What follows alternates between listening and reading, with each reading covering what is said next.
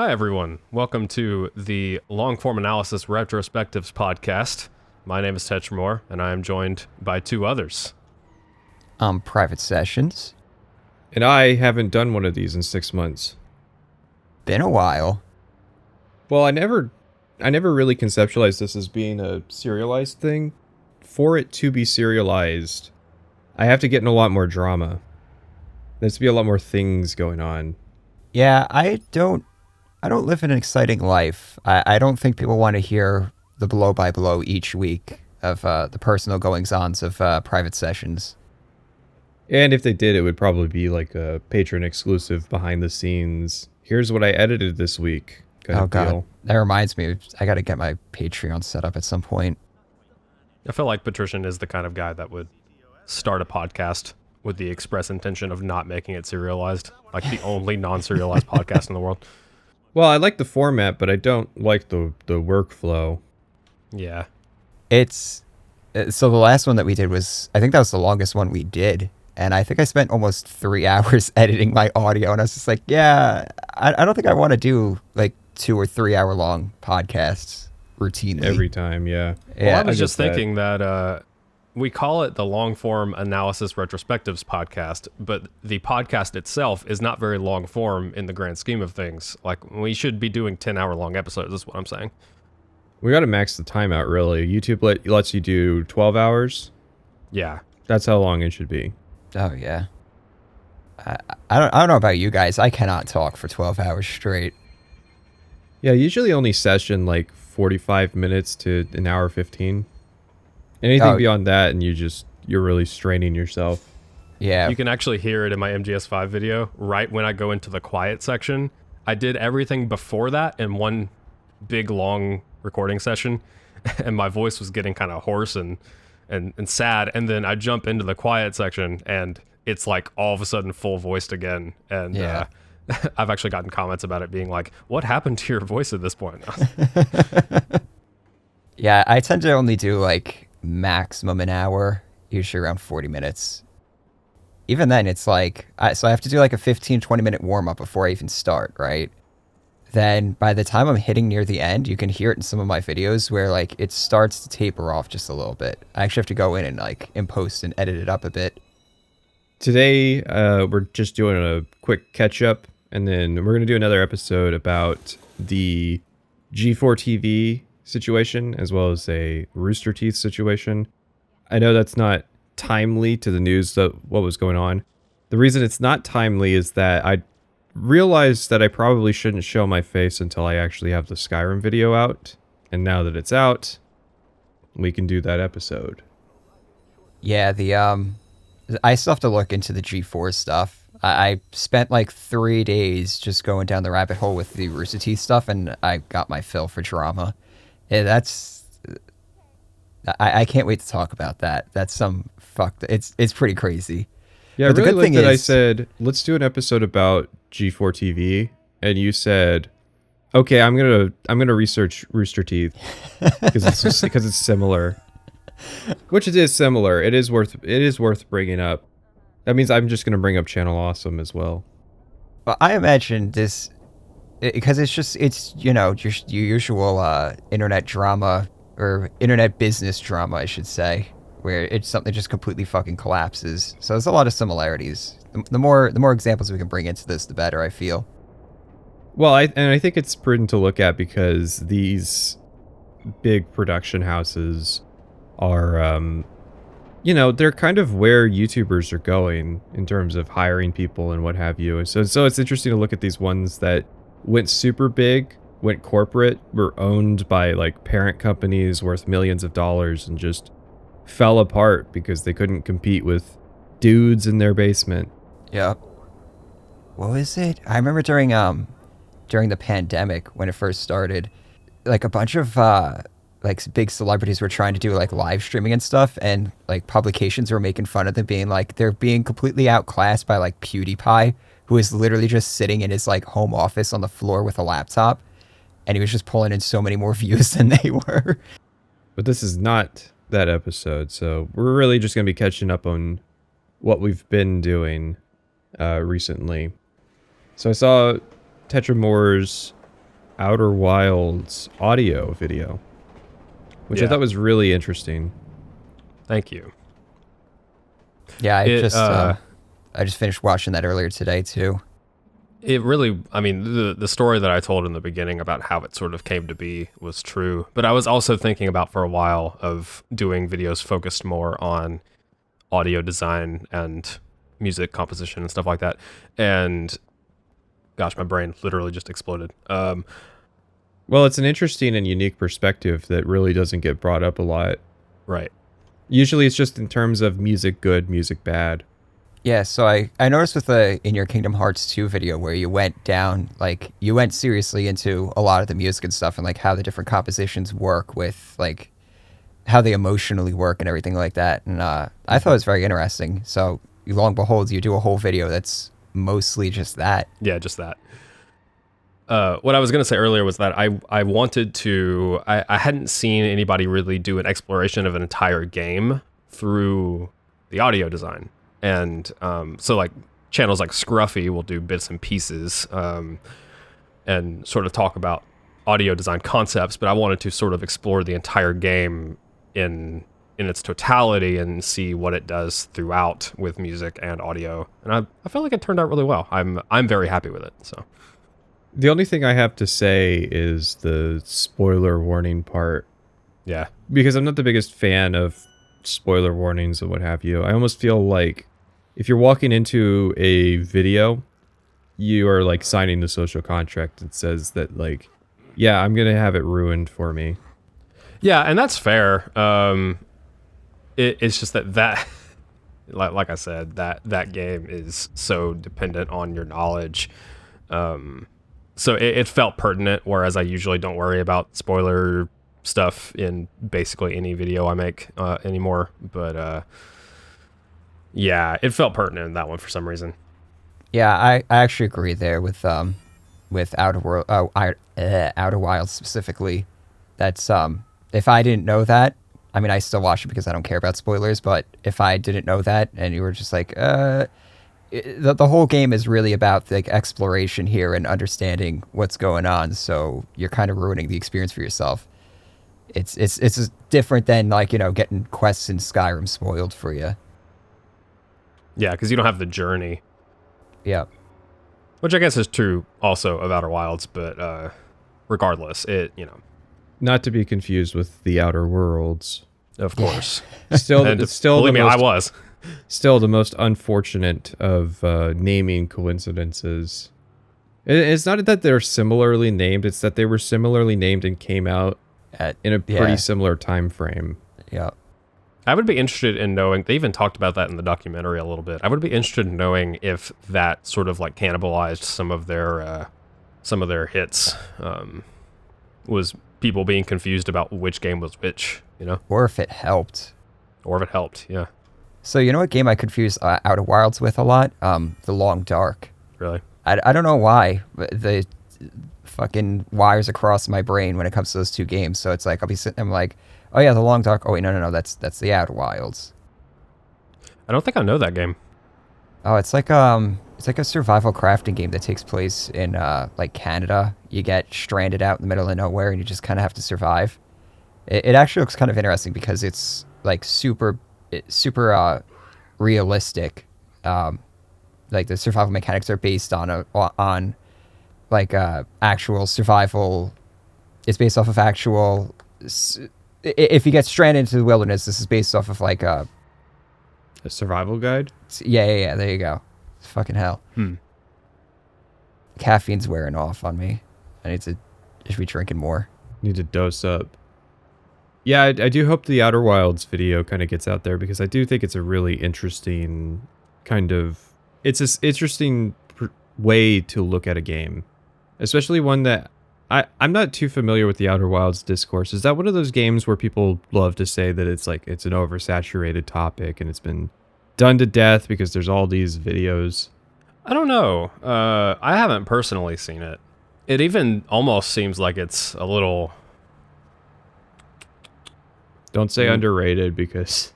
Nah, not underrated. Just underdone. You know, like to me, I don't see a whole lot of, like, I haven't seen a long form analysis video of that. That's for sure.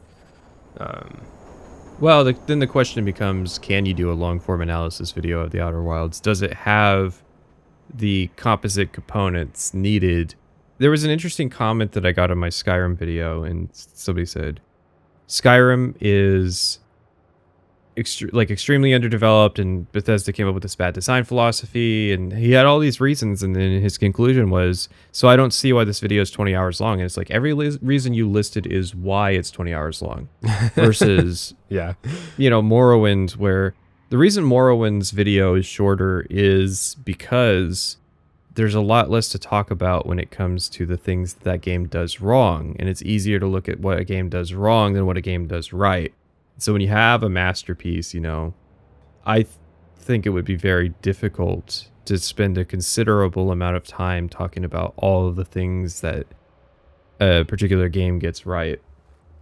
Yeah, that's why Mass Effect 1 retrospectives analysis are usually shorter than Mass Effect 2 and 3. It's just, there's only so much you can say, especially when it comes to story and writing. There's only so much you can say. It's like, yeah, it does it right. Like, how many times are you really going to sit there and say that? We need more 8-minute reviews.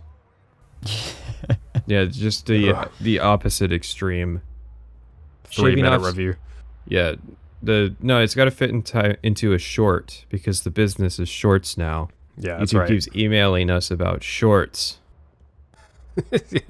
Yeah. Turn your videos into... We have a tool now that will let you turn your videos into shorts. And it's like, I don't think even one of my points would be able to fit into a short. I've never vibed with short form content. It was a thing when I was in high school. No with kidding. Vine, and then it's been a thing as an adult with TikTok and YouTube Shorts. And it's just, I don't understand the appeal of something that you can't fit any kind of substance into. So there's no learning opportunity. So at that point, it's like, quick cut jokes and like dancing videos. And sure, there's a niche for that, but that's not everything.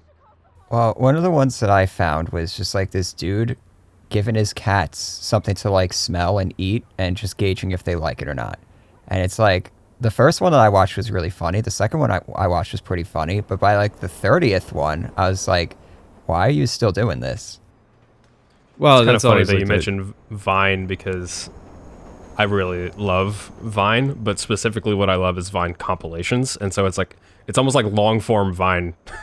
Yeah. You know what I mean? 30 minutes of just Vine back to back. And that sort of like clicks better with me than even when it was a thing and I had the app, To make it good, you actually have to fit it into a human attention span, which it turns out is not 7 seconds.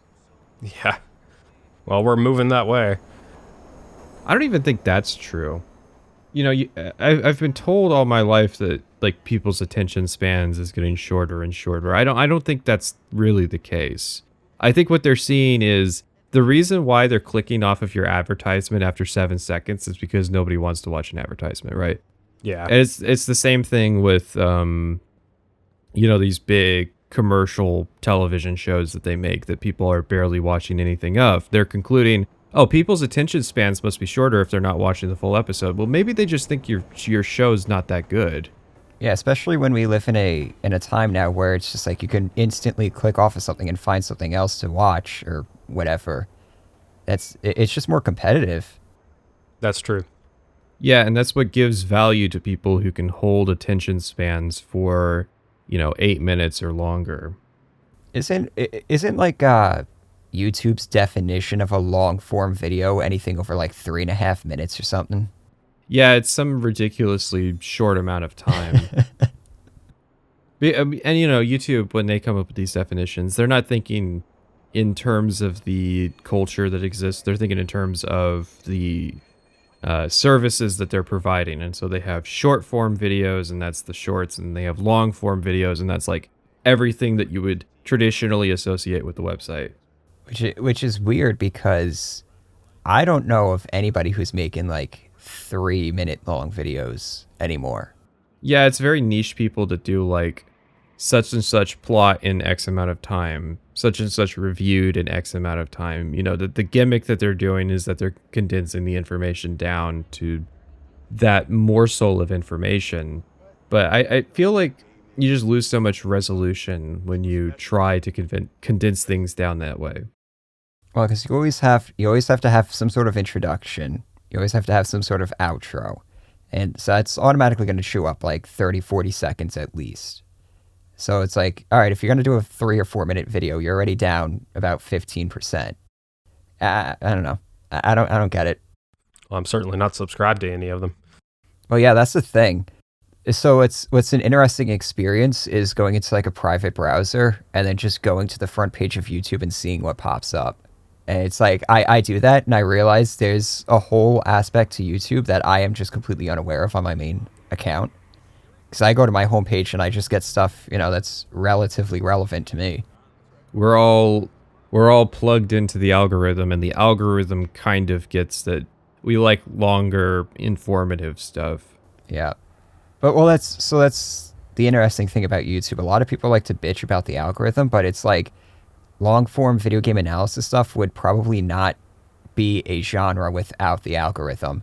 And if you expect somebody at YouTube HQ to sit there and be like cued into all the weird, obscure niches and genres and subgenres on their platform to then officially integrate it with like tags and shit, you're out of your mind. So the algorithm kind of helps create genres and subgenres that can kind of define themselves. Yeah, it was the same thing I was talking about with the producer. You could never go and pitch this stuff to people who have money, which is how you would have had to do it in the era of television. And so, like you're saying with the algorithm, that's really what makes it a sort of a more human thing in a lot of ways. Which is ironic. I think anything that enables people to be they're genuinely themselves, I think, is a good thing, because that seems to be exceedingly rare on YouTube. Is people being genuine, like making Kingdom Hearts videos. Yeah, because that was the other thing that you've done since the last time that we convened. my longest video so far is on Kingdom Hearts 2. Is it? Yeah. For some reason, I always thought the MGS5 video was the longest. I'm pretty sure that the Kingdom Hearts 2 video ended up being about 30 minutes longer. I'll take your word for it. I watched about like 70% of it. I have to go back and rewatch it though, because I was watching it in like bits and pieces here and there while I was working on shit. Right. And but I was enjoying it. The combat system in that game looks so. It just looks wild. Yeah, and digging into it and sort of like analyzing it was very entertaining because there's all these different like dangling modifiers and the revenge value system and stuff. It made for a very fun combat section to write and to record and stuff. Yeah, I had to do like a double take and like go back to the beginning when I realized that there was different like fighting, like combat styles, I guess you would call them. I forget what they were called exactly. But the drive forms? Yeah. And that's why I was like, wait a second, hold on. There's way more to this than I originally thought. So I went back and I watched through that section like 2 more times. Yeah, and I ever since then I've been trying to sort of like expand to different games in sort of tangential genres. Thinking specifically, I just recently started playing Devil May Cry 5. The reason being is that I don't have a lot of experience with other games that are similar, like games that people call like hack and slashes and stuff like that. People levied that genre name against the combat of Kingdom Hearts 2 in a sort of derogatory form, and I wanted to see the difference. I haven't played enough DMC to really be able to say or to make a conscious opinion on it right now, but it's been interesting sort of seeing how they're different and what makes DMC tick, which I really enjoyed DMC 5, what I played of it so far. But is that your first time playing a Devil May Cry game? Yes. Oh, okay. That's a genre that I have absolutely no exposure to. So it's like the only information that I know about it is like what I've seen, tangentially and stuff, absorbed through osmosis. Yeah. It's interesting that genre labels get used as insults in that way. Yeah. walking simulator started as an insult. Now it's just a genre name. I almost feel like it continues to be an insult because there's very I'm few sure. games in that genre that I think merit any sort of recognition beyond the, you know, the tangential audience that was there on the day that it released on Steam. Yeah. Because and if it was a thing where it was like you have a very talented audio person that's working on a game and they're not good at much else, then maybe a walking simulator, you know, that's a great opportunity for them to showcase what they're capable of. But that's usually not the case. Right. I'm cool with the genre as long as it still has some type of gameplay that at the very least ties into the themes. I think Edith Finch does a great job with that. I recently played Return of the Obra Dinn, which is walking simulator adjacent, and it's also really good at that. Would you consider Outer Wilds to be a bit of a walking simulator? You know, I've thought about that. I don't know. It's probably the only genre that fits, but it has so much, like the space, like the controls in the ship and the controls for the jetpack are very touch and go and very like sensitive on purpose because they want you to sort of like build skill with it as you go, to the point where now I'm like, I don't even need to use the in-game landing camera to land the ship anymore because I've just gotten so good with the jets. And it's a really satisfying feeling. And so that sort of like takes it away from being a walking simulator because there's so much gameplay in the traversal. It's a little more Death Stranding in that sense, that the traversal is the gameplay. And so I guess not, but I guess if you call Death Stranding a walking simulator, then sure.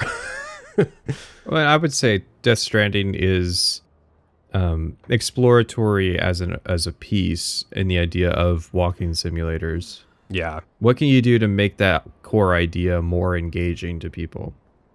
Yeah, it's probably the only game that deserves to be called a walking simulator in all reality. Because it is at its core the idea of walking as a challenge, you know? So is there anything we can look forward to in the near future from you? Next video's 100% going to be recoded. That's not going to take very long at all. I'm doing a bit of a different style with this one, where I'm going to talk about each section. So like I'm separating out each section. Like, how long do you spend doing the traditional Kingdom Hearts combat? How long do you spend doing platforming, and then story, and then all that sort of stuff? And I'm going to talk about it in descending order of consistent like game like style, you know. So probably starting with combat and then story at the very end, because it's actually not very story heavy.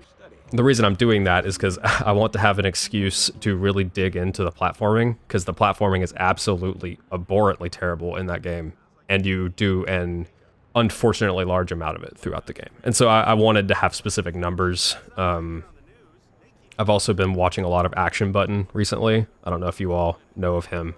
But he, in his Last of Us video, he goes into sort of long-winded detail about how long you spend in each gameplay flavor, and I thought that would actually be a really good, valuable way to talk about this one in particular.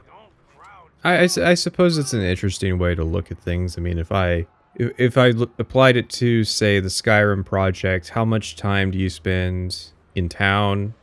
How much time do you spend talking to NPCs? How much time do you spend in dungeons? At the same time, I can only imagine that it becomes increasingly a nightmare the more of a game that there is. Oh yeah, definitely. Well, my playthrough of Recoded only took 13 hours, so... Now I envy that. I envy... I still envy the... I'm only going to play a game for 20 hours and be able to do something about it. It's kind of a like Outer Worlds, because it was such a quick thing. And I mean, I have to replay it now because it's been so long since I did the first playthrough to me actually writing the script. And so I have to replay it, but that's not such a bad thing because it's not a terribly long game. So I can just do a run through that doesn't do side content or something like that. Sorry, my brain just skipped and I was like, did he already do an Outer Worlds video? But no. Did you do Yeah, the DLC with that? Okay, so I tried to get back into Outer Worlds, and so I was doing the DLC. I was doing the murder investigation one, and there was some interesting stuff going on, but it just the wrong time period. Skyrim kind of took over. The DLC in Outer Worlds doesn't integrate as well as it does in Fallout New Vegas, or at least the way that I was engaging with it at the time. There was some interesting stuff in it, though. So I think I've used this example before. In that DLC, if you have the fear of robots feat, that actually factors into the investigation when you talk to a suspect that is a robot. And the base game really doesn't do that. But yeah, I do envy the shorter runtimes, and that's why I want to take some time away from making these enormous, ginormous projects to focus on the smaller stuff, focus on the lower scale stuff, and really get some just 30-minute videos out. Yeah. So the short videos are nice because it lets you do shit. You can justify making a video being like, yeah, I know it's not going to get many views, but I can at least do something different with this. And it lets you experiment more. I also like to think of it as making fodder for long form videos. Yeah. So it's like if there's some other person that's doing a long form video on the topics that I cover, maybe I can be useful. Oh, yeah. I didn't even think about it from that perspective. So, private sessions, I think you've only done the Skyrim video? Yeah, that's it. Since the last time? I'm just working on the next Skyrim video. I mean, to be fair, there was a lot of video in the Skyrim video, so... Yeah. This one's, I don't know, it's probably going to be like 6 hours long at this point. Originally, it's only going to be 4 hours long, and that was with Dawn Guard, and I pulled out Dawn Guard, and now it's at like almost 6, so yeah. It's going to be another long one. It's a very time-consuming game. Yeah. My first question about your TES 5 series is, now that Pat's video is out, is it going to be longer than Pat's video by the time it's done? Yes. I can already tell you, yeah, that it was going to be longer. It was on track to be like 20 hours before this video turned into 4 hours. Before this one turned into 6 hours, so it's going to be long. And the next one is on what? This one's combat, so I start off talking about dungeons and like level design, all that stuff. Then I go into a whole combat analysis section.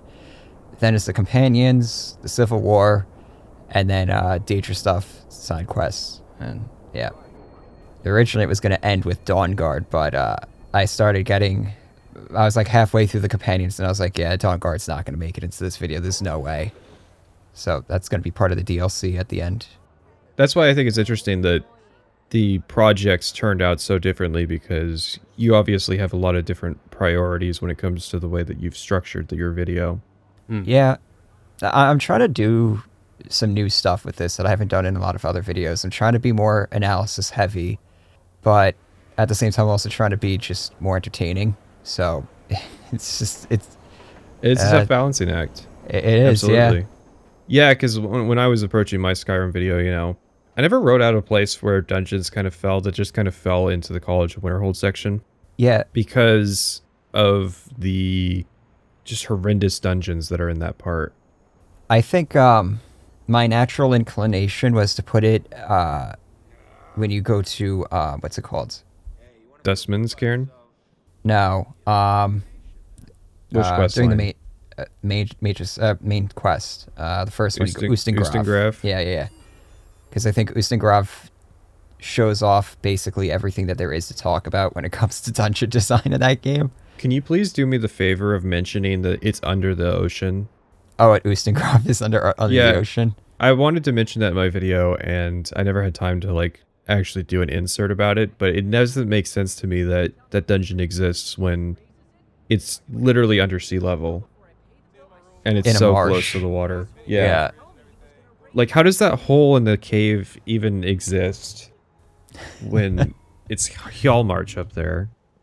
Well, I was kind of asking about the one that you had already released, and then I was going to talk about the stuff that you have coming up. So, you really don't have anything to say about the first deconstructed video. I will say, and this is genuine, I think it was the first time I had seen a Skyrim video where I could go a long time without taking notes. I take that as a compliment. The reason is because I watched all of your research videos and stuff, so I knew what to look out for and how to structure the video. You basically had the blueprint already. Yeah, pretty much. Yeah, and that's the thing. I mean, for anybody who knocks the process, I mean, it seems to work. Yeah, I still don't see myself doing like that extensive of research, like the way you do it. It was just, you were doing it, so I was like, all right, I'll just watch along. Might as well. Well, in a lot of ways, I really hope I don't do another topic that is as heavy on the video watching as Skyrim. And I mean, to memory, I think there's only a couple games that I could really talk about in the future that would equal or be greater than Skyrim in terms of the, not just the disastrousness of a stream series, but just the amount of content. That would be like Elden Ring. I don't know if you've kept up on the thread on my server of just like undiluted garbage Elden Ring videos that have been made. Oh, yeah. I mean, it really has surpassed Skyrim in terms of the saturation. And as somebody who often and loudly says that I don't think topics can get oversaturated, Elden Ring definitely seems pretty suspect. It's pushing the boundaries. It's breaking new ground. Well, it's just so... Well, I think it's a combination of things. First off, the game is just wildly successful, wildly popular. It's also a very interesting game to talk about. There's a lot of stuff you can talk about in that game. And on top of which, we just haven't had much fucking release in the past, 2 years. This is the first big game that came out that's actually worth talking about. So... Yeah, have y'all seen the nominees for game awards this year? No, I did. haven't. And, It was kind of dry. yeah. I don't see how Elden Ring doesn't win. I know the new God of War probably will, even though it looks like, the last God of War. I voted for Stray just because I'm a contrarian. Stray is really on there? Oh, man, it is a rough year. Stray is on there. I like that game. Stray had a strong first week and then kind of fell off in terms of the discussion. Yeah. So the fact that it's on there is just really a sign that this has been a horrible year in gaming. There were only 4 other games on the Game of the Year award, nomination list, and it was like Ragnarok and the New Horizon and Elden Ring, obviously, and then Plague Tale, I think. Really? I looked at that and I was like, that game came out this year? Yeah. I was convinced that game's 6 years old. It came out on the PS4. The first one did. Yeah, the first one. Okay, so that's why, because there is a game. Yeah. So it doesn't have a number in the title, right? No, it's just Plague Tale that's Requiem. That's probably why I just said, yeah, it's a PS4 game. Because, numbers and titles do serve a purpose. But that's not artistic, Pat. Come on. Yes, bunch of games I do not have any interest in, really. Well, that is what's kind of liberating, is it is buying time for us all to really catch up on the stuff that we kind of left behind. Oh, the past 3 years have been great for people who have a really big backlog. Yeah, or people who do channels based on recommendations, because it's fuck, I don't have anything to play. Oh, yeah. I'm going to see what this person is doing.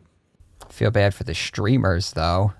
Yeah, well, the streamers they'll survive.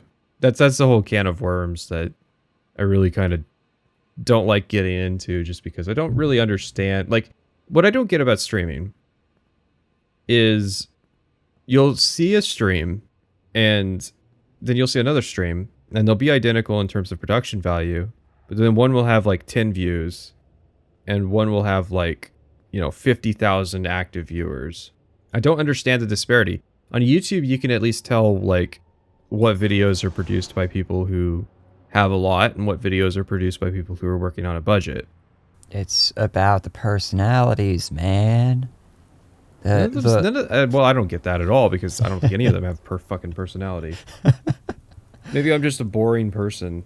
I think what's funny is that like my favorite streamers are the ones who are just really fucking just down low, boring, because I put it's second monitor fodder for me. So it's like I have this guy that I watch like almost every night, and he just almost exclusively plays RimWorld, and he has like just like a really low, calm, monotone voice. His webcam is his cat, and he's just sitting there just playing the game and stuff, and it's the best thing to like That work sounds to. cozy. Yeah, it's so good. It's so good for like just when I have to do a bunch of writing stuff, I just put him on. It's like, all right, there we go. At least I'm not sitting here in my room silently. Yeah, and if he's going over the top trying to attract viewers, talking constantly, that would take away from the value of that, because Yeah. I find listening to people talk while I'm doing most kinds of work just really distracting. So when I watched your whole premiere for the Skyrim video, and I actually got a lot of work done that day, because what I did was I put it on, but I just turned subtitles on and I muted the video. So like every once in a while, I just like look over at my second monitor, read like what's going on. So it's like catching. Yeah, I watched the video before, so I was just like watching it again. And yeah, that actually was one of the most productive nights I've had in a really long time. Yeah, Because that was there's- how I was participating in the premiere too, because I was like, I cannot fucking listen to this again. Yeah, yeah. Because it's like it's inspiring to sit there and like see you finish it and stuff. Be like, all right, cool. Now like I know. It's possible. Yeah, I know it's possible, and it also makes it. I feel like it's made it a lot easier for me to do this project now, because it's like, all right, now I know like what Pat's got, what he's said, and everything. So it definitely made, especially the Civil War section, so much easier to write. Because it's just like Civil War. Easily like the worst part of any Skyrim video is the Civil War. what was the hardest part for you to write? It's Civil War, yeah. For me, I could say easily. for me, it was the companions. Civil War has nothing on how awful it was writing for the companions. Why was writing for the companions so hard?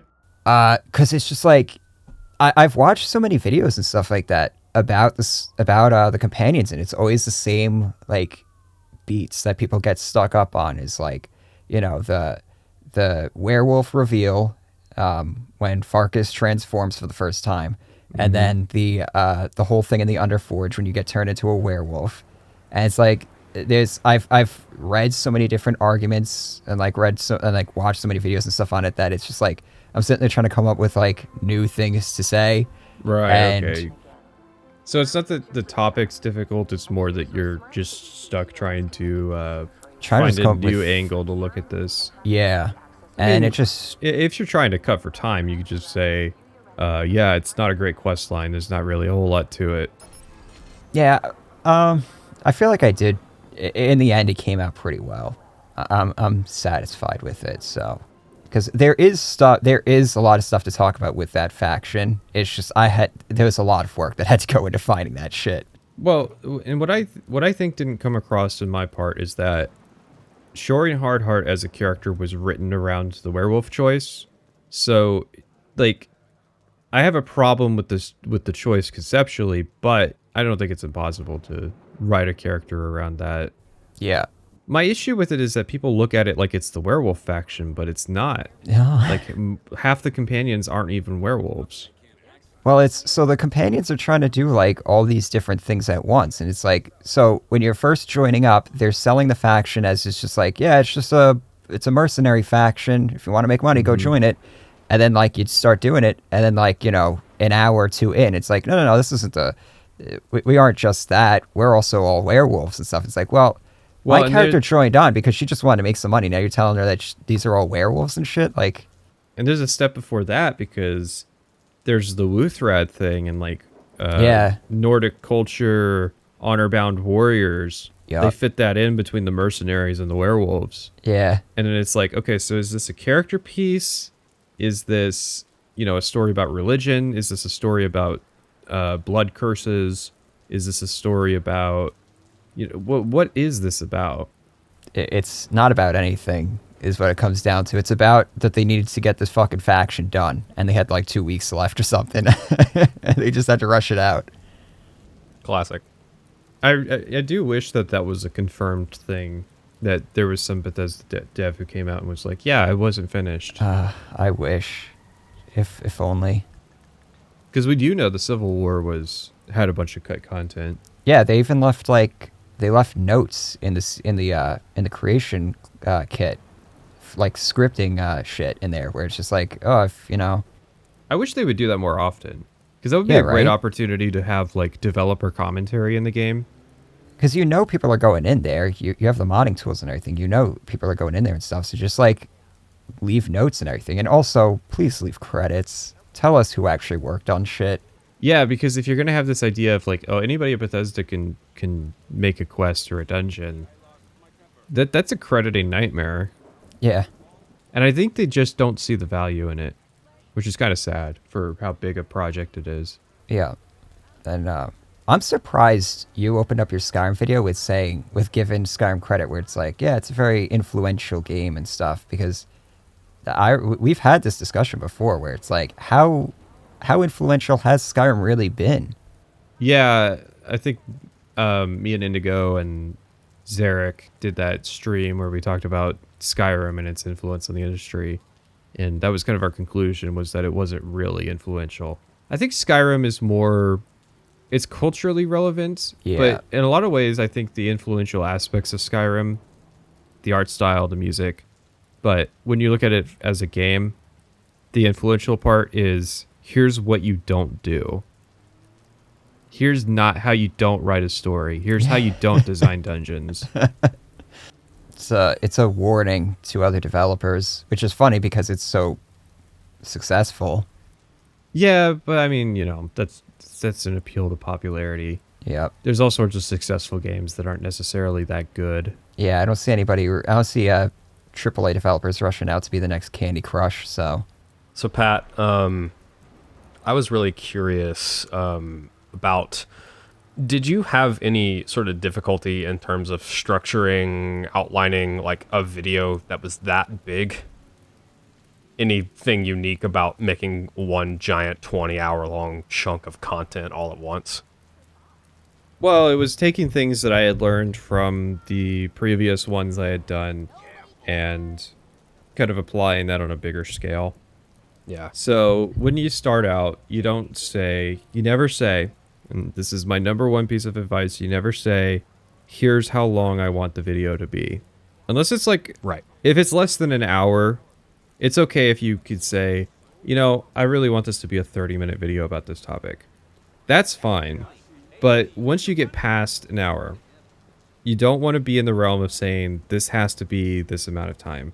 And so, I mean, you can say it had to be 20 hours because that's Morrowind plus Oblivion. That's not really the case at all. Yeah, for a long time, the project links was going up and up, and the people I told about it could attest to the fact that like I gave them a number that was less than what it turned out to be. I was thinking it was going to be like 14 to 16 hours. Yeah, I mean, yeah, if you look at like past the pattern, that seems like where it would end up being. So the difficulties with Skyrim, the first one was the Creation Club for structuring that stuff out. Yeah. With the past games, it was like, with Morrowind, I did the plugins as like their own section before I did the DLC, and that was fine. With Oblivion, the plugins are so themed. They have the house, but there's almost a house for each faction with the Oblivion plugins. And so it's very easy to again, spread that stuff out. With Skyrim, it was like, okay, there's 6 pieces of Sheogorath Creation Club content. Where do you fit Rare Curios in? Because it's got stuff from Morrowind and Oblivion. Where do you, there's all these different pieces that you have to fit in, and there's stuff that didn't even get put into the video. And then you add on top of that, okay, the usual stuff. Where do you talk about combat? Where do you talk about music? Where do you talk about level design, etc.? The Jeremy Soule thing, if it seems tacked on, it is tacked on. I didn't talk about music until very late in editing. But that was that the Jeremy Souls thing is a very good tangent though, because that's like you said, that's something that nobody's even really talked about, but it's been known for like all these years. Yeah, it was well after the final draft that somebody was like, "Oh yeah, hey, by the way, have you heard of this direct song thing?" And I was like, "No, nobody. As far as I'm aware, nobody ever brought it up to me." And then I was amazed at how like low key the story was, given what all had kind of transpired. I mean, you don't companies don't disappear like that and not get talked about. It's very rare, especially with high profile artists like Jeremy Soule would be. Is this tangent in the second video? No, it's right at the end of the first part. Oh, okay. Haven't gotten to right at the end. Literally how it ends. And yeah, it is added after the fact. There's a lot of stuff that's inserts. Final draft is not always the final draft. That's why, like, there's no Skyrim, or there's no Morrowind script that I could ever, like, publish, because Morrowind was the most chaotic in terms of, like, editing inserts and changing things on the fly and what have you. I got better about it as time went on, but yeah, with the structuring, you have to have an idea of what you want to talk about. And so you have to have a lot of experience with the game. You have to have a lot of kind of knowledge of how these things go. And then you find a way to divvy up all that stuff. And it was weird. There were people who were like, where's the Hearthfire section? Why the fuck would there be a Hearthfire section? It's just the most irrelevant part. Yeah, I mean, Hearthfire, it wasn't even really a main DLC. It was like they condensed the house mods the house plugins from Oblivion into one DLC. Yeah, but actually integrated it. There's really not much to talk about. So with like Hearthfire, I think the most interesting part about Hearthfire is just that it adds some new form of progression to the game. That's really it. If you're going to talk about it, it's maybe like a minute worth of like discussion. And the Anniversary Edition almost invalidates it with all the free homes and the farming creation. To give it away, I'm going to be talking a lot more about the creation homes than I am about Hearthfire, just FYI. Yeah, because almost every aspect of Hearthfire got replaced inevitably. Yeah. I'm trying to think what else I could bring up about the structure. Again, yeah, it's just a strong coherence to those parts. So those parts that kind of work as standalone videos, but they're not standalone videos. So there was a guy came into the Discord and said, I'm going straight to the Civil War part. Then 30 minutes later, when I finish talking about the Civil War in the neutral tone, they come back to the Discord and they say, I can't believe you're a Stormcloak. I feel like the Civil War section of my video is the most reliant on the previous parts. You really do, and not in big ways. It's in details. Yeah.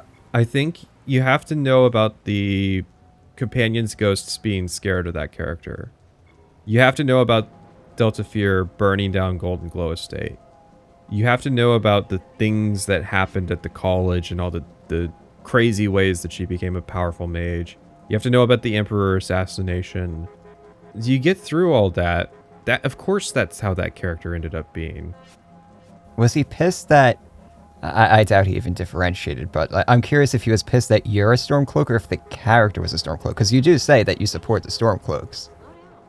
I would say that, like, okay, if I, as a flesh and blood person, with my capabilities got dropped into that world, I'd be a Stormcloak. That Delta Fear character is definitely, like, she's using the Stormcloaks to accomplish an end. She's like the like the guild of wizards or whatever they're called from like The Witcher. Yeah, she's definitely got no qualms about just using her immense powers to an end. And that's kind of how I conceptualized her when I came up with her as a character. I thought, okay, here's a character. They remember they were alive and adults for Tribunal era Morrowind. They survived the devastation of the Red Year, etc. They've been alive for hundreds of years. And so they have a lot of pride, and she has a lot of pride in her culture and what have you. And that was the basis of that character. With Shorin, it was like, Shorin was tailored around the companions, trying to make a character that makes sense in the context of the companions. And so I was like, okay, power-hungry Nord character. Of course he sides with the Imperials. That all makes sense. Maglir's almost a joke of a character. Like, that's my joke character, because he's just Fargoth from Morrowind. Mixed with that dude from Oblivion, the Bosmer guy in the Fighters Guild. Oh, yeah. Yeah, The Skyrim video, that was 12 months in the works. Man. And you really do feel it compared to the 9 months that the Oblivion video got. And there's not a number I can put on the Morrowind video for the time that took, because, you know, I wasn't working on it continuously or even semi-continuously. Yeah, we were talking about the kind of structure of the Skyrim video. I said my piece about, you don't set out with a length in mind. And you don't set out in mind that you're going to make a long video. And here's why. It's because people can tell when there's filler. People can tell when you're stretching things out. And they don't want you to kind of insult them by wasting their time in those ways. They want the time that they're spending with you to feel meaningful. Even if it's just you talking about a video game, that doesn't matter to a lot of people. They will take whatever topic you're talking about seriously as long as you have a respect for their time. Also, you don't want to give yourself more work. Why spend all that extra time writing and editing and voicing and all that stuff? Just be more concise. Do yourself the favor. Just be more concise. Yeah, and I think that's kind of what's mind-breaking about Skyrim is that when you really sit down to look at it, there's not a concise way to do it and do the game justice. The more concise you are about Skyrim, the more you gloss over, the more you don't include. And you can say, well, you could have narrowed the scope of the project. I doubt that would have really shortened things. If I only did one playthrough, or I don't know, like, it's really hard to think about the Skyrim video in terms of like, what's the parts that you could cut out to bring the runtime down? That's... Because that was the thing I ran into. So when I was dividing up the video, to get the even value in the first part, I had to get 45 seconds out. So I found 45 seconds in like podcast clips of like Todd Howard and the Game Informer guys talking of like stuff that like, ums and ha's. And I really hope nobody thinks that I was like doing Emil Pagliarulo a favor by cutting out all of his verbal tics. I was honestly doing that because I needed 45 seconds of time and I wasn't getting it anywhere else. Those Emil clips made me realize, I was like, oh wait, I hear his Boston accent now. And as a New Yorker, that immediately sets me off. Yeah, it is strange to me when people don't make the connection that that's why Fallout 4 was set in Boston. I had that moment where I was sitting there, I'm like, oh, that's why Fallout 4 was set in Boston. Well, that's kind of fucking lame. Fallout 3 is in DC because that's where their office is, and so they wanted to blow it up. And Fallout 4 is in Boston because that's where Emil's from, and he wants to blow it up. No, I mean, the interesting thing about him is you really just have to let him talk. And he kind of damns himself with the things that he says and I don't know what it is. I feel like there was no pushback from any of his teammates when he would come up with like keep it simple stupid, which is an evolution of something that Todd Howard said. Todd Howard just said keep it simple. Yeah. And that informs a lot of Todd Howard's design decisions, but Emil added the keep it simple stupid part, and I think that also informs it, but like in a not great way. I have a lot less respect for Emil than I do for Todd Howard. Yeah, at least when it comes to Todd Howard, he gives me the impression, and based off of like news that we've gotten out of their studio specifically, is that he's at least a good manager. He's a decent like project manager and stuff like that. I don't think he's... I disagree with a lot of his design choices, but there's something to be said about having the skill set of just being able to get projects done. But Elder Scrolls hasn't had a new game in 11 years. Yeah. God, that's crazy. At the same time, I almost feel like people don't quite understand why that is. In a lot of ways, I prefer it. They've been making the same game for, since like 1994, 95 is when Arena came out. So yeah, it makes sense from that perspective, but at the same time, it's like, do you really want just continual constant ongoing series of, even if you approach it as like, I'm a big Skyrim fan, I want more Skyrim content. It's like, do you really want, I don't know. I just don't understand the consumer mindset of having 6 and 7 and 20 part series. Like with the Marvel Cinematic Universe, it's like, Yeah. I never understood the people who watch all of those movies. I get if you're like into the aesthetics of a certain character, and then when that character's in the Avengers, you watch that part. If you're there for one person, 1 or 2 characters, that's fine.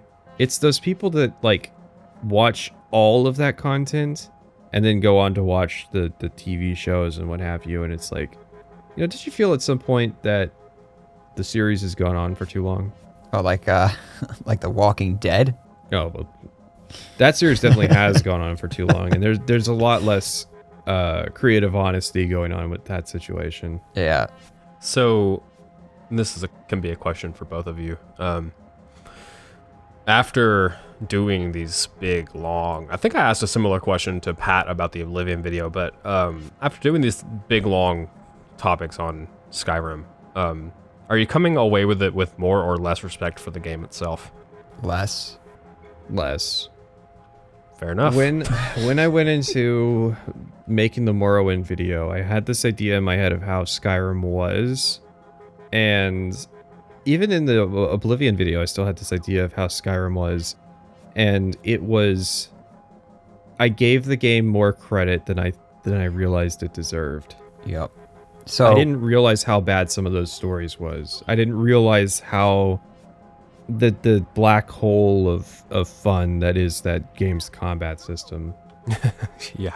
Yeah, so there's certain aspects that I have come to appreciate a little bit more. And actually, this next video is probably the most positive I'm going to be, because I genuinely enjoyed playing a sword and board character, and I thought it was going to be the most boring aspect. Yeah, that was a big surprise. Yeah, that turned out to be a very fun. That and like the character that I played on stream, the dual conjured sword character, that was a lot of fun to play too. But that was basically where it ends. Unless there's some really big surprise with one of the stealth playthroughs, I imagine this is kind of where it ends. My praise is probably going to end when I stop talking about the setup for the Civil War. I've been getting a lot of people who are like, why aren't you being more positive about Skyrim like you were with the previous videos? And it's like, I feel like you don't know who I am, because this was where this train was going. And if you didn't see the signs, I mean, I feel like it was pretty obvious. I mean, I didn't talk about Skyrim a whole lot because I felt it wasn't fair to talk about something that came out later, but at the same time, it's like I left a lot of clues along the way. Well, I think what it was is that people were watching you tearing down other people's videos on stream, and they're like, oh, he must like Skyrim then. He's going to be pretty positive with it. But it's like, no, I just disagree with how they made their videos. Yeah, and I mean, I want to see, like, I put myself in the headspace of a Skyrim fan. Okay, what works, what doesn't work, what do they focus on, that kind of stuff. Yeah, so Well, it truly is one of the most frustrating things when somebody, like, criticizes something and uses these flagrant, like, reasonings for it, when Yeah. there's plenty of actual legitimate criticism to be had if you just look for it and think about it, you know? Well, it's like, so I know a lot of creators get in their own heads and like kind of poison the well with like, well, I don't think anybody's going to actually watch this, like that my opinion's going to matter or make any difference. But I take the opposite approach, and it's like, what if a developer is actually watching this? What if Bethesda's actually watching this? I want to give them valid feedback that they could at least learn from. So I'm not going to shoot from the hip here and just be like, yeah, this is stupid because, you know, I hate it or whatever. It's like, no, we actually have to analyze this. And when I give suggestions for like how they can improve something, it's not because I think that's how it should be done. It's more just to demonstrate from a different perspective, like this is the actual strengths of the system, this is the weaknesses. Yeah. And I would also say you have to think about your priorities as a creator. I feel that being considered funny is definitely overrated. Being considered interesting is something that I think a lot more people should strive for. There's not a lot of interest that you can generate in a video where you have a 90-minute budget to try and tackle all of these topics. I don't think so. What you could do, so I had this idea for a Skyrim video where it's analysis based off of all the cities. So it's like you can tackle everything that's related to the cities. So like a bunch of the quests that take place in the cities, radiant systems, that sort of thing, and you just build it around that. So it's like if you really want to make a short video but still get to analysis of something, you could think in like terms like that. Like, okay, how can I cover this from a how can I approach this that it'll naturally limit the scope of what I'm going to talk about, but I can still get like a complete thesis out there. Yeah. And I think that's the premise of, forgive me for using this term, is the premise of the video essays. I'm going to focus on a particular aspect, and that will allow me to achieve depth without, going talking about everything that's in it, right? Yeah. Yeah. And I struggle with that personally, just because I think that if I like come at it from the conclusion standpoint, where I want to talk about this aspect, right? And then I'll maybe even explore that aspect in a couple different games, like most video essays do. And then by the end of it, I feel like I haven't even gotten a full grasp of what that aspect means to me, or even to video games as a whole. You can maybe even see a little bit of that in my one video essay, which is 7.5 minutes long, the gameplay versus story video. It's something that I've kind of struggled with for a while. Before I was doing long form analysis content, I was writing a lot of different video essays, and I'm like, I just can't, like, something about my brain just does not mix with this style of writing. Yeah, so that's actually, before I had private sessions, I did another channel, and it was all just video essay stuff. So like one of the essays was like about the different antagonists in Mass Effect 1 and stuff. And yeah, I pretty much had the same issue where it's like by the time I finished the project, I felt incomplete. I just felt really unsatisfied because I don't feel like I was able to get into everything that I really want to talk about. You see this a lot with the sort of concept of what an essay actually is. And I think a lot of people who are just getting into post-secondary education really struggle with this. They don't understand why their English professor wants them to actually write an essay and what purpose it's supposed to serve. And so the problem with essays is that they're very good at accomplishing one goal.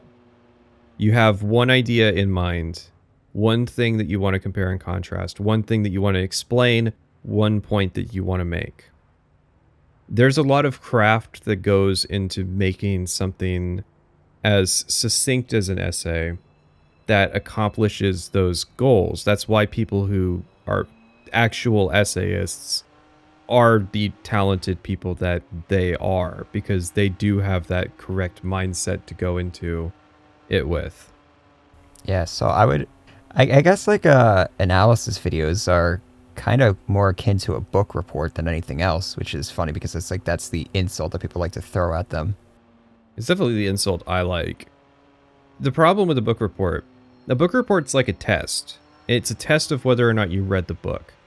Book reports serve little, I'm not going to say zero, but little academic purpose.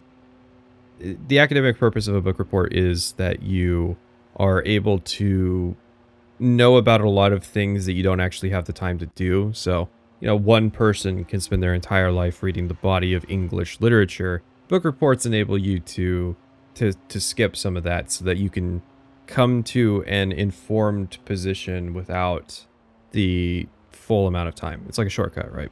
Yeah. But in most cases, book reports are simply written as a test to determine whether or not you actually read the material, and otherwise serve little functional value. And so that's kind of the issue that I take with plot recitation focused channels, is that there's little value that's being provided by the videos, because knowing what happens alone isn't enough. If the goal is simply to say what happens, then those videos that actually do the I'm going to recount the entire plot of something in 5 minutes automatically become simply better because they're accomplishing the same thing in the same amount of time. When you don't have any analysis to bring to the table, then there's no point in it being hours and hours and hours long. Yeah. Well, there's people who will watch anything just because it's something to put on in the background to fold laundry too. Like I said earlier, that dude that I watch stream and everything. That's why I watch his stuff, really. But if your goal is just to make that, if your goal is just to cater to that, then podcasts and streams are significantly easier to produce. Yeah. I mean, I always think of things in terms of the production time to the amount of time that actually exists. So, you know, the thousands of hours that goes into the 20-hour video, it's like, this is a charitable estimation, let's say 100 hours per hour, right? Whereas with a stream, it's 1 hour per hour. So if your goal is simply to make content that is good for being in the background or for sleeping to or what have you, then that's fine. My perspective of making analysis content was that I worked a physical labor job that wasn't intellectually stimulating, and so I needed something that I could listen to. And so, and I saw this hole that didn't cater to me, and so that's kind of where I came from, was I wanted to make that type of content. And so I'm always happy when people tell me that, like, I make good videos for them to listen to while they're at work. Yeah. It's fine if you listen to me while you sleep or while you fold laundry or, well, driving I think is close to working because it's a situation where you need to pay attention. Yeah. Whereas, like, you know, and I also make videos for people who, you know, up on the second monitor while they play RimWorld, you know, that's a cool niche too. But those people do, like, those video games that are good for watching YouTube while you play usually don't have a whole lot going on. So you do need them to be intellectually stimulating as well. Intellectually stimulating is the most important part to me, usually. And that can even just be in the way that sentences are structured. For me, I would put it like almost 50-50 intellectually stimulating and entertaining. Because I actively watch basically everything. So if I can be entertained while also being a little bit, you know, while also being educated or taught something new, that's much better than just one or the other. Yeah, there's a lot of things that you can learn about while you're doing other things. I like the meme of, I could be as big as you, but I spent that time reading. And then the guy pulls his headphones out and he says, sorry, I was listening to my audiobook. What'd you say? It's actually kind of interesting. So now that I don't work a job where I can listen to like podcasts and stuff anymore, I don't listen to podcasts at all. I don't listen to audiobooks. I don't like. I still try to make the time to do it. I go on a lot of walks now to because my goal is to try and make sure that I'm still aware of what's going on, of where the trends are, and of what people are doing. So that's why I watch just like a lot of YouTube stuff, especially when I'm eating lunch or dinner or whatever. I'll just put videos on. I'll watch other creators and stuff. For me though, like when I leave the house, when I'm going on like hikes and stuff, that's my opportunity to disengage. So I don't listen to anything. I turn my phone off sometimes and I'll just go out and just completely disconnect. I get that. I get that appeal. The Skyrim project was such a black pill for me in terms of the standards that people have. And yeah, it was just a black pill in a lot of ways.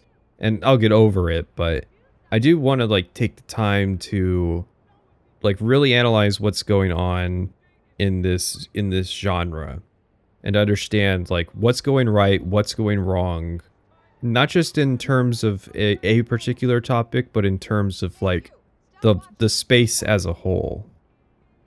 Yeah. Because I don't think a lot of people really understand. The Skyrim stream series was not the first time I did something like that. I did it for Oblivion too, and it wasn't such a disaster with Oblivion. It wasn't such a black pill. I felt like there was actually a conversation that was going on about Oblivion. I mean, there were the occasional videos that like had nothing to say, don't get me wrong, but it wasn't as bad as Skyrim was. Skyrim's a very polarizing game.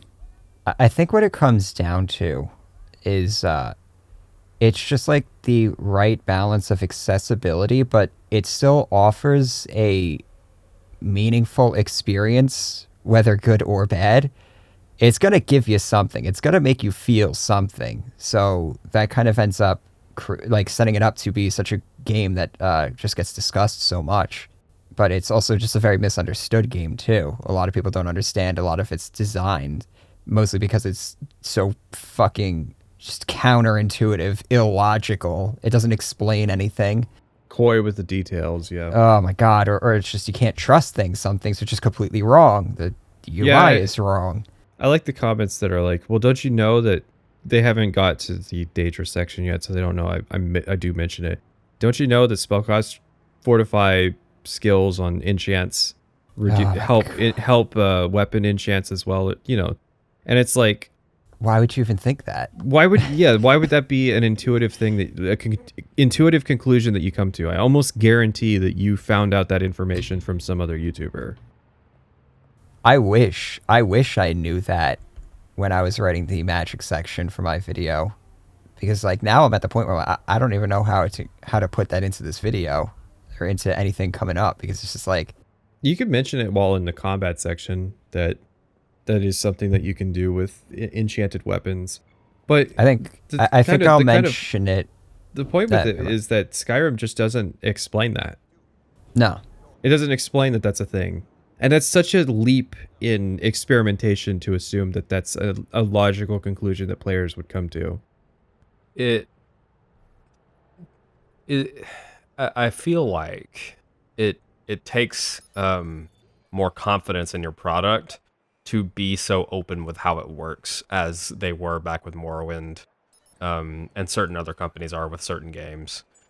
It obviously, you have to be at least a little bit confident that the game won't break as soon as the players understand the more inner workings of it. And I think a matter of it too was that they were cognizant of the people who were talking about the things that were being cut, because that was where the discussion was at the time. People were talking about the various downgrades that Oblivion had made to Morrowind, and so they were curious, like, is Skyrim going to bring back that was the lens people were looking at it with. Is Skyrim going to bring back the stuff that Oblivion cut? They hadn't seen Skyrim and Fallout 4 yet, and they didn't know that everything was going on a downhill trajectory. So there was still optimism that, like, oh no, Skyrim is going to be the game that brings it all back. And so if you're working at Bethesda and that expectation exists, yeah, of course. And then you are downgrading everything. Of course you're going to be coy with the details. You want the system to seem bigger than it is. Yeah, exactly. Because they were being coy about there even being attributes in the game. They're like, well, you know, we got health and magicka and stamina, but they wouldn't say specifically like, oh, endurance is gone, strength is gone. Yeah, I like that Todd Howard quote of everything that the attributes did is still in the game. And I just flash speed on the screen. Skyrim is it's definitely an interesting game. If you think that there's not 20 hours of things to say about it, there's a lot more than 20 hours of things to say about it. I think if I had like unlimited time, I could clone myself like 3 or 4 times. I could make like a 40-hour long video about Skyrim. Yeah, once you get into, and the issue with it is it's far, you don't know how serious the writers were, and so you don't know how to engage them on an equivalent level of seriousness. You don't know if it's like a frat bro situation, or if, like, you know, was the College of Winterhold somebody's grand idea for a storyline that just didn't pan out because it wasn't complete? That somebody said that, and I was like, yeah, I don't know if I buy that with the College of Winterhold. I don't think that the College of Winterhold has just, you know, dozens of cut quests, and it just was a vision that went unrealized. I think that is the realized vision. So I had this exact moment yesterday when I was writing about Ulfric Stormcloak, and I was comparing his court, the size of his court, to the court of Solitude. And I was like, you know, I could look at his court and be like, oh, it's empty because that's his character. He doesn't really trust, or he doesn't want a bunch of people with power around him. He wants to be the one in charge and stuff. Or it could just be that they just didn't flesh out his court. We just don't have any Thanes of Whiterun. Or yeah, Windhelm, rather. Like how the Captain of the Guard character got cut. Yeah, and it's like, I don't know if I can give them credit here or if this is just they just didn't give him this shit. So it's like, how do I interpret his just not character? How do I I- interpret this character? I do think I'm on the money when I said that Civil War would have been cut if they hadn't advertised it. Oh yeah, I don't know though. I don't know if they would have even been able to cut it because it's just like there's so many references to it throughout the game. I almost feel like, no, you could just work it in as like, you just change a couple lines of dialogue and say things are leading to a civil war, but then you never pay that off. And so it's like, yeah. Especially since there's like nothing in the game that points to an active war unless you actively join the Civil War. Yeah, it's like one radiant event that happens. Maybe, yeah. So I really think you could just like completely excise the Civil War from the game and not really change a whole lot. Other than obviously the introduction and like season unending and what have you. And like the plot point that the Civil War is one of the prophesized events. Can you imagine that? One of the prophesized events of the destroyer of the world is fucking Ulfric Stormcloak killing the High King. And it's like, That's an equal tier to the Oblivion Crisis and like the Sixth House Return and Numidium, the Warp in the West. yeah, yeah. The same. It's on the same level as all of those events. Yep. I don't think there's even a reference to the Great War or something in there. No, there's not. Because it's just... And the Great War is way more significant. Yeah. Because it's all just related to stuff that happens within the game, which is interesting. It's like you guys are writing a prophecy for this game. You could do anything you want with this. And it's like, no, we're just going to make it so that, like you said, Ulfric killing the boy King Torrig. Yeah, it's sad to think about Skyrim and like all of the possibilities. The potential. And I mean, I am legitimately thinking in terms of what they could have accomplished, because that is the way I approach these things. I think Oblivion is exactly the game that they could have accomplished making. I think there's a couple things that Morrowind probably could have lived up to that it didn't. But there's a lot of things Skyrim could have lived up to that it didn't. I don't think there's anything in Skyrim that even remotely gets close to what it could have done. Maybe smithing. Yeah, no, like... yeah, smithing. The Which world? even that, you lost sigil stones. One of the points that I make in mine is that they should have brought back matrices from the Shivering Isles. That would have actually worked very well with the smithing system in Skyrim. Just something that we could make enchanted weapons right out of the gate, so we don't have to get enchanting as a skill as a warrior. I almost feel like if you have smithing, you can have durability. Oh yeah, that's And I mean, like, that's the first thing. That's the first thing that I made fun of. I'm like, so you have a game where you have all of these, you have armor workbenches and all this stuff in dungeons, and they remove durability. All right. That's actually a good point. Yeah, I mean, I know people would hate it if your stuff actually like permanently broke. Yeah, but so my suggestion was, all right, remove like the stick aspect of it, make it all carrot. So like if your weapon degrades, maybe it's only like if it breaks, you can still use it, but it's like, it does like 10% less damage. But if you keep it topped up, it's going to do like, maybe 20 or 30% extra damage. And just handle it that way. So if you want to ignore it, you're not really going to be penalized too much for it. I have ever since I watched the Morrowind video, and I'm playing any game that has like Witcher 3 is one that comes to mind a lot, where your weapons go bad very regularly, and I don't have anything in my pockets to fix them with. I think of the Morrowind video every time, because it sort of changed my perspective on things like durability, and how valuable they can be. If it encourages you to improvise and do something different, then I think it's a successful durability and repair system and what have you. And you just keep those things in mind. Yeah, so that argument in the Oblivion video definitely clued me into it. And then playing Valheim confirmed it. I was like, oh, okay, this is what an actual durability system that works well. This is what it looks like. Cool. Yeah, I feel like when you play Morrowind, you're gonna kind of get what the durability system in that game is really kind of about compared to Oblivion, where everything just breaks too quickly. That's always the thing. Is it's not that durability systems are bad; it's that the game you played that had it, the stuff broke too quickly. Yeah, it was just tuned too poorly. And then you play Fallout 3 and it's even worse. Yeah, and Fallout 3 had a lot of potential because I don't remember if actually, I think it was New Vegas that had the jamming animations and stuff, but it had like, if your gun's in poor condition, it has a chance of having a longer reload. Yeah, Fallout 3 had that as well. And there's a very interesting nuance on the durability system in Skyrim was like, I'm going to get rid of it entirely. And I'm going to normalize the idea that role-playing games shouldn't have durability systems. So I wonder if it's going to come back. Yeah, you do have to wonder. I do wonder what Starfield's going to do.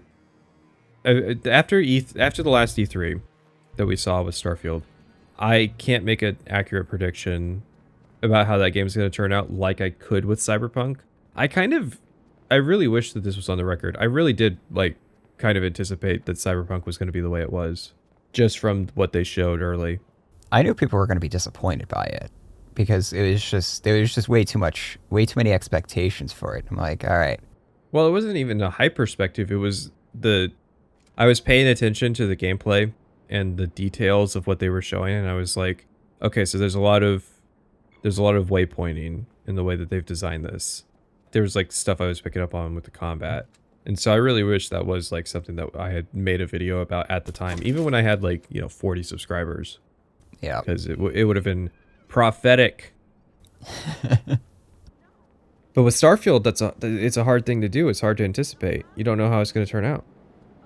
I don't see them going much further back than even Oblivion on most things. If people expect a return to form of something like Morrowind or Daggerfall. Oh yeah, that would be crazy. I don't anticipate that either. But if it's a step in the right direction, then I think it will be.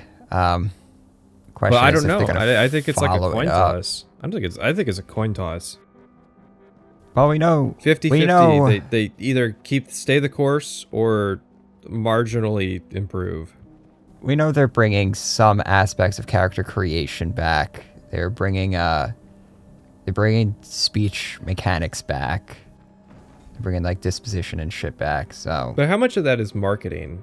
Well, yeah, that's the other question too. Because they're clued into what we want, and they're gonna Skyrim did the same stuff in marketing too, where they would be they were catering to the Morrowind fans by teasing that certain stuff would be in the game and what have you, and then it didn't pan out to be it's just why?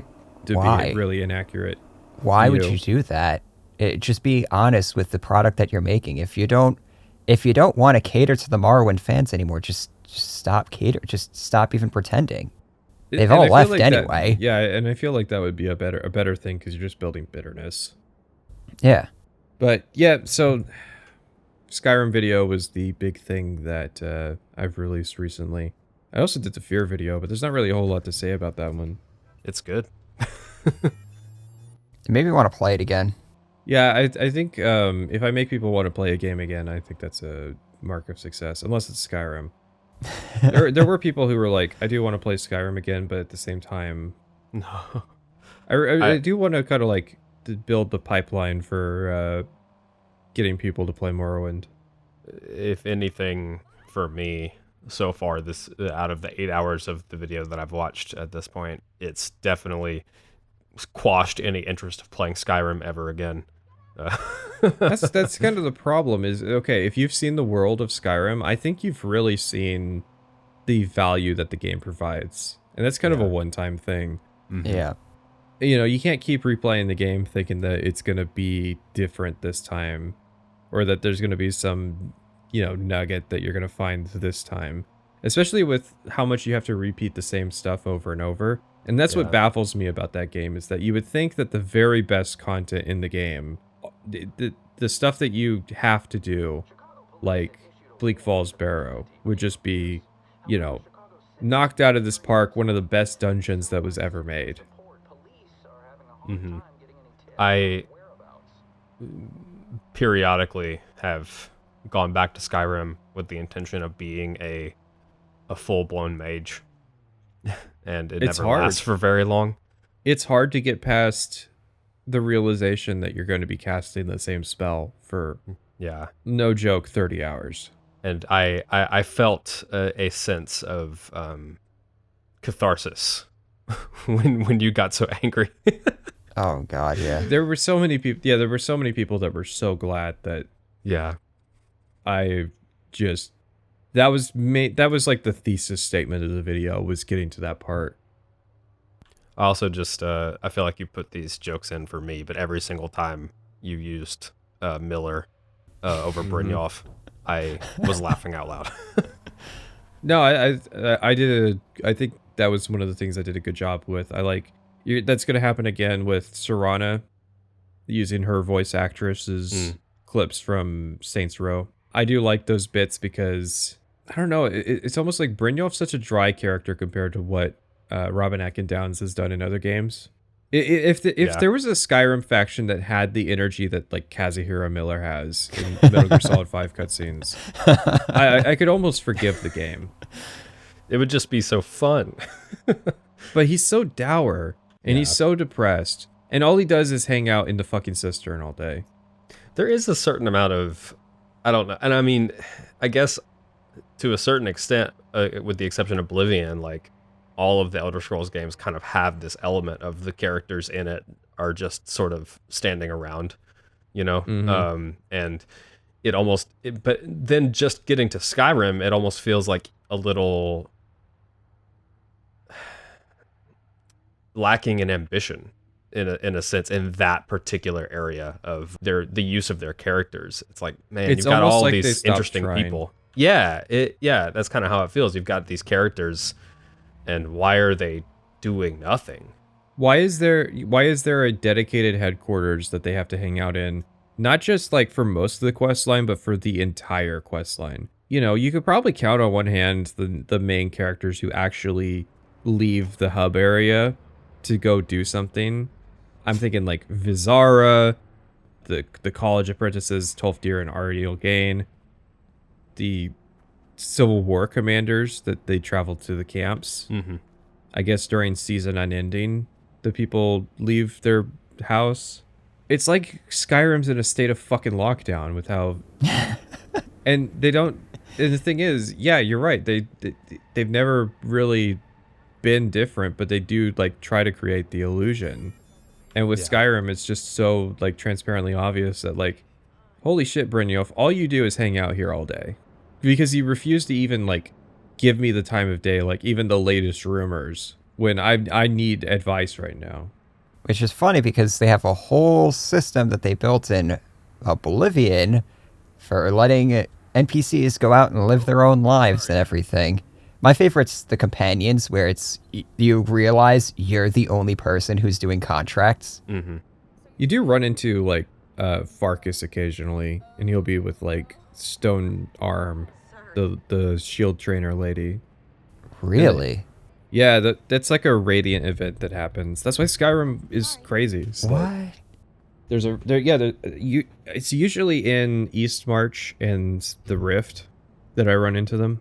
I've never seen anybody out in the world.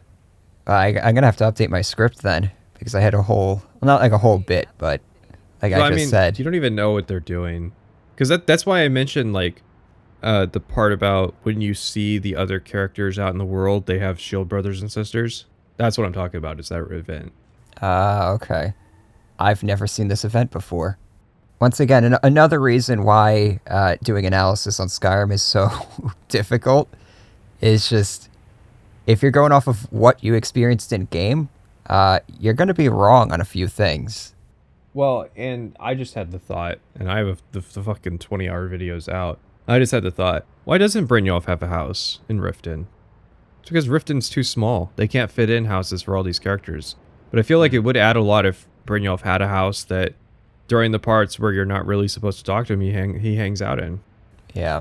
Which that's in Oblivion, that's true, right? Like every single character that you see in the Imperial City has a house. Am I wrong on that? I mean, the people in the Bloodworks don't have a house.